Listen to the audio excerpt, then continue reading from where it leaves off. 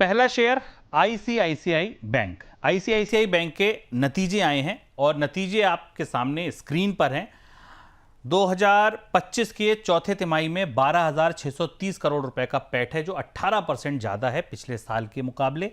NII में 11% का jump है। एनआईएम यानी कि नेट इंटरेस्ट मार्जिन जो है वो भी फ्लैट रहे हैं एकदम, उनमें कोई बहुत ज़्यादा तेजी नहीं आई है।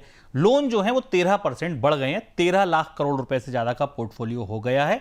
डिपॉजिट 16 लाख करोड़ से ज़्यादा के बैंक के पास रखे हुए हैं। आईसीआईसीआई बैंक आज का हमारा पहला शेयर था। दूसरा शेयर है एचडीएफसी बैंक। देखिए बैंकों के नतीजे आ रहे हैं। एचडीएफसी का पैठ जो है वो 6.7% से बढ़ा है। आईसीआईसीआई का पैठ 18% से बढ़ा है। एचडीएफसी बैंक का पैठ जो है वो 6.7% से बढ़कर 17,616 करोड़ रुपए हुआ है। एनआईआई में 10% से ज्यादा का उछाल है, लगभग उतना ही जितना आईसीआईसीआई में था। एडवांसेस 5% से ज्यादा बढ़े हैं और एडवांसेस यहां पर 26 लाख करोड़ रुपए हैं, जो वहां पर 13 लाख करोड़ थे। एडवांसेस का मतलब कि कितना लोन बैंकों ने दे रखा है। एचडीएफसी का एडवांसेस बड़ा होना इसलिए लाजमी है क्योंकि एचडीएफसी और एचडीएफसी बैंक को मर्ज कर दिया गया था, तो वो जो होम लोन वाला सारा बिजनेस है वो इधर आ गया था। डिपॉजिटेड 27 लाख करोड़ रुपए के हैं, जो 14% पिछले साल के मुकाबले बड़े हैं। जीएनपीए जो है, ग्रॉस एनपीए जो है, उनमें 9 बेसिस पॉइंट की कमी आई है, अच्छा संकेत है। और बढ़िया है ये बात कि कंपनी का जो एनपीए है वो कम हुआ है। यस बैंक तीसरा। यस बैंक 2% से इंटरेस्ट इनकम बढ़ी है, 5% से नेट इंटरेस्ट इनकम बढ़ी है। नेट प्रॉफिट 63% बढ़ा है। कंपनी का बैंक का जो नेट प्रॉफिट है वो 63% बढ़ा है और आज इसका असर आपको स्टॉक पर भी दिखा। 4% से ज्यादा की 4.5% की तेजी है आज। हालांकि 4.5% चढ़कर भी कितना चढ़ा, 80 पैसे। कारण यह था कि स्टॉक ही 80 रुपए का 18 रुपए का था, तो 80 पैसे बढ़कर अब 18 रुपए 80 पैसे 90 पैसे के आसपास पहुंच गया है। परसेंटेज में आपको वो भले बड़ी आकर्षक लगे, लेकिन रुपया एक भी पूरा नहीं है। अगला जो स्टॉक है जो हम खबरों के खेल में ले रहे हैं वो है कोल इंडिया।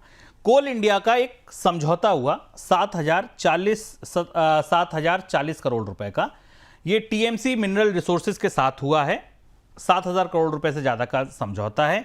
पेस्ट फिलिंग तकनीक का इस्तेमाल करके कोयला उत्पादन बढ़ाने के लिए समझौता हुआ है। देखिए कोल इंडिया कोयला की कंपनी और कोयला उत्पादन बढ़ाने के लिए कोई समझौता हुआ। कंपनी ने साउथ ईस्टर्न कोलफील्ड लिमिटेड के जरिए यह समझौता किया है और इस तकनीक को अपनाने वाला देश का पहला कोल पीएसयू बनने को तैयार है ये कंपनी। ये एक और स्टॉक था जिस पर आज हलचल देखने को मिली कोल इंडिया के शेयर पे। कोल इंडिया के शेयर में भी 1% की करीब तेजी देखने को मिल रही है। सर पहला सवाल तो मेरा आपको बैंकिंग शेयरों पर ही होगा। 3 बैंक शेयरों के नतीजे आए, ICICI, HDFC, yes bank. Bank Nifty already all time high के पास है। पास क्या है, ऑल टाइम हाई बना चुका है, दोबारा छू चुका है अपना। क्या आपको लगता है बैंकिंग शेयरों में क्या रणनीति बनाई जाए फिलहाल? ये पॉजिटिव ही रहना है, एक्सेप्ट इंडसइंड बैंक और कुछ पीएसयू बैंक्स। मेरी कोई ज्यादा नेगेटिव राय बैंक्स पे नहीं है। बैंक्स और एनबीएफसी दोनों अच्छा करेंगे। रेट कट के साइकिल में और 2 रेट कट होने के आसार नजर आ रहे हैं। तो एचडीएफसी आईसीआई वैसे भी फेवरेट रहे हैं, पर स्टॉक चल चुके हैं। यहाँ से रिस्क वॉट थोड़ा आप कह सकते हैं फेवरेबल नहीं है, पर स्टॉक में डिप में बाई ही करना है। करंट लेवल पे अगर तीसरा स्टॉक पिक करना है तो एसबीआई रहेगा। एसबीआई मुझे लग रहा है अभी भी अच्छा मोमेंटम दिखा सकता है, हाई से अभी भी दूर है, तो एसबीआई पे जरूर नजर रखें। आईसीआईसीआई बैंक, एचडीएफसी बैंक अगर करेक्शन मिलता है तो इन स्टॉक्स को भी बाय करके चले। इवन बैंक ऑफ बड़ौदा में भी करेक्शन मिलता है तो वो भी एक अच्छा स्टॉक रहेगा बाय करने। देखिए अरुण जी का कहना है आईसीआईसीआई और एचडीएफसी वाली जो ट्रेन थी वो मिस हो गई है, वो थोड़ा आगे निकल गए हैं। बाय करें तब जब डिप मिले, जब कुछ नीचे आए। एसबीआई अभी लिया जा सकता है इस लेवल पर, एसबीआई उनको ठीक लग रहा है, आप ले सकते हैं। कोल इंडिया सर? कोल इंडिया में कोई दिक्कत नहीं है। कोल इंडिया इनफैक्ट स्टॉक अच्छे ब्रेकआउट के संकेत ऑलरेडी दिखा भी रहा है। तो कोल इंडिया मेरे को लग रहा है पोजिशनली अगर लेना है तो 410 412 तक के टारगेट देखने को मिलते। चलिए अगली खबर जो है वो है आपकी कोल इंडिया के बाद गेल पर। गेल के इंटीग्रेटेड नेटवर्क टैरिफ समीक्षा के लिए पीएनजीआरबी ने परामर्श दस्तावेज जारी किए हैं। स्टेक होल्डर्स ने 1 मई तक अपनी राय देने को कहा है कि स्टेक होल्डर अपनी राय दे दें। गेल 16 मई तक अपना रिस्पांस दाखिल करेगी और 16 मई के बाद ओपन हाउस डिस्कशन आयोजित किया जाएगा।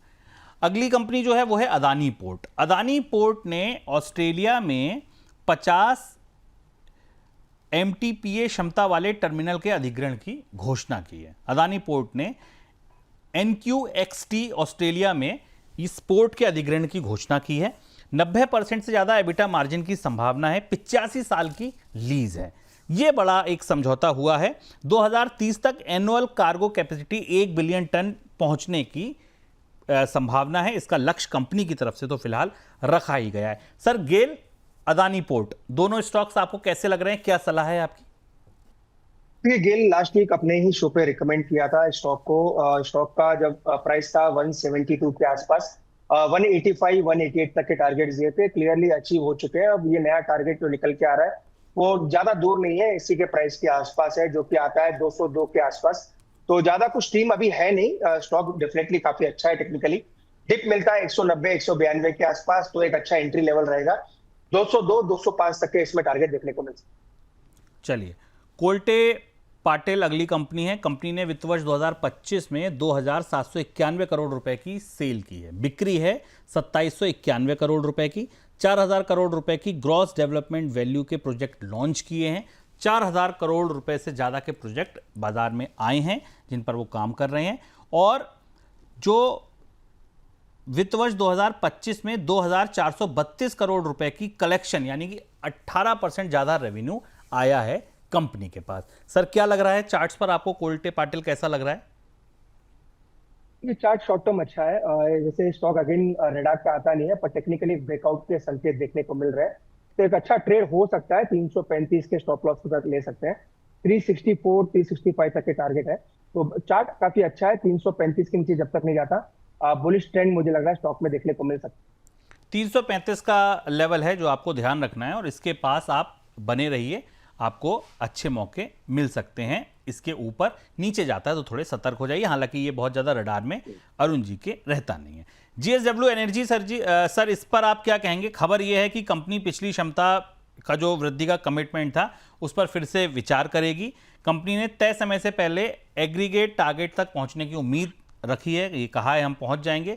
2030 तक 20 गीगावाट के घोषित लक्ष्य का 60% हासिल कर चुकी है कंपनी। क्या लग रहा है पावर सेक्टर में? सर, रौनक है इस समय, अगर आप देखें तो क्या उस रौनक में यहां भी कुछ आपको लग रहा है कि रोशनी है? डेफिनेटली बाउंस आ सकता है, पर चार्ट इतना बुलिश नहीं है जितना टाटा पावर का रहा है। Tata power, NTPC, power grid काफी बार अपने शो पे रिकमेंड किया है और तीनों ने काफी शानदार मोमेंटम दिखाया है। JSW वैसे रेडार पे होता नहीं है, पर स्टॉक का स्ट्रक्चर अभी भी आप कह सकते हैं साइडवेज है। शॉर्ट टर्म ट्रेड बन सकता है, पर ये ट्रेड बनेगा 515 या 520 के ऊपर जब निकलता है। तो फिलहाल स्टॉक साइडवेज है, नीचे में 500 रुपए का सपोर्ट है। किसी ने ले रखा है तो 500 का एक स्टॉप लॉस जरूर लगाना चाहिए। चलिए, अब कुछ सवाल ले लेते हैं सर। सुनील शर्मा जी का सवाल है, मेडिको रेमेडीज के बारे में बता दीजिए सर। ऐड करना चाहते हैं, ऐड कर सकते हैं क्या? पहले से खरीद रखे हैं? देखिए, मेडिको मेरे ख्याल से जो स्टॉक की बात कर रहे हैं 54 रुपए के आसपास चल रहा है, जो कि मेरे चार्ट पे नजर आ रहा है, पर ये स्टॉक अभी भी साइडवेज है। कोई खरीदारी की सलाह नहीं है। अगर ले रखा है तो 50 रुपए का एक स्टॉप लॉस जरूर मेंटेन। 50 रुपए का स्टॉक लॉस मेंटेन कीजिए। 54 रुपए के आसपास ट्रेड कर रहा है। नितिन शर्मा आप कह रहे हैं सर ग्रीव कॉटन पर क्या करें? 293 पर ले रखा है, क्या आपकी सलाह रहेगी ग्रीव कॉटन पर? ये स्टॉप लॉस लगाएं 188 के आसपास। स्टॉप लॉस थोड़ा दूर है, पर स्टॉप लॉस 188 का लगा के रखें। बाउंस अगर आता है तो 220 225 तक बाउंस आ सकता है। वहां पे एक बार रिव्यू करेंगे, वहां पे एग्जिट की सलाह नहीं है, वहां पे एक बार वापस रिव्यू करेंगे जब भी शो पे रहते हैं, पर स्टॉप लॉस 188 का जरूर लगाते हैं। मानसी सिंह का सवाल है सर, कोचिन शिपयार्ड बाय किया हुआ है last year all time high पर 109 शेयर 2850 रुपए पर। अभी इस टाइम एवरेज करें, क्या करें, सलाह दे दीजिए। देखिए, एवरेजिंग करना चाहे तो कर सकते हैं। स्टॉक ने अच्छा बेस बनाया है 1200 से 1300 के बीच में। अभी स्टॉक 1500 पे चल रहा है, थोड़ा डिप मिलता है, अगेन वापस मिल सकता है 1420 के आसपास, तो वहां पे आता है तो वहां पे एवरेजिंग की सलाह रहेगी।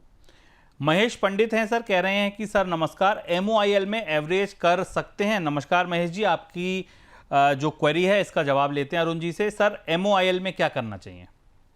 देखिए, MOIL में भी एवरेजिंग कर सकते हैं। एक ही चीज का ध्यान रखें, स्टॉक साइडवेज है तो इतना बड़ा मोमेंटम एक्सपेक्टेड नहीं है। पर अगर एवरेजिंग करना चाहें तो 320 एक अच्छा लेवल रहेगा इसको एवरेज करना। Good afternoon respected Arun sir, आपके लिए मैसेज आया है अनीता शर्मा जी का। Please suggest view on northern ARC capital, buy at 202 रुपए पे खरीद रखा है अनीता जी ने नॉर्दर्न एआरसी कैपिटल का शेयर, जानना चाहती हैं आपका नजरिया। देखिए मोमेंटम बना है शुभम जी, और अच्छा मोमेंटम आज भी बना है, 209 के आसपास चल रहा है। यहाँ से और अगर मोमेंटम बनता है तो 217 220 तक ये स्टॉक एक्सटेंड कर सकता है अपनी रैली, तो उसी के बीच में स्टॉक से एग्जिट ले लें। ट्रेंड नेगेटिव है इसलिए ज्यादा बने रहने की सलाह नहीं है। 215 220 के बीच में एक बार का प्रॉफिट बुक करके निकल जाना चाहिए। चलिए, दो और खबरें हैं जो दो कंपनियों से जुड़ी हैं, उनको भी हम फटाफट ले लेते हैं। प्रेस्टीज स्टेट प्रोजेक्ट्स पहली कंपनी है। वित्त वर्ष 2026 में कंपनी अपने आवासीय लॉन्च को दोगुना करने की तैयारी में। जो रेजिडेंशियल प्रोजेक्ट हैं कंपनी के, ये दोगुने हो जाएंगे वित्त वर्ष 2026 में, ये कंपनी का लक्ष्य है। कंपनी ने वित्त वर्ष 2025 के दौरान 26 मिलियन वर्ग फीट की योजनाएं लॉन्च की हैं। 26 मिलियन वर्ग फीट से ज़्यादा की योजनाएं लॉन्च की गई हैं। ज़्यादातर प्रोजेक्ट बेंगलोर, मुंबई और हैदराबाद में लॉन्च किए हैं। सर, कंपनी बता रही है कि बुक्स स्ट्रांग है, सेल्स अच्छी हैं, अच्छा साल रहा है, आने वाला साल और अच्छा रहेगा। क्या आपको चार्ट्स पर दिख रहा है?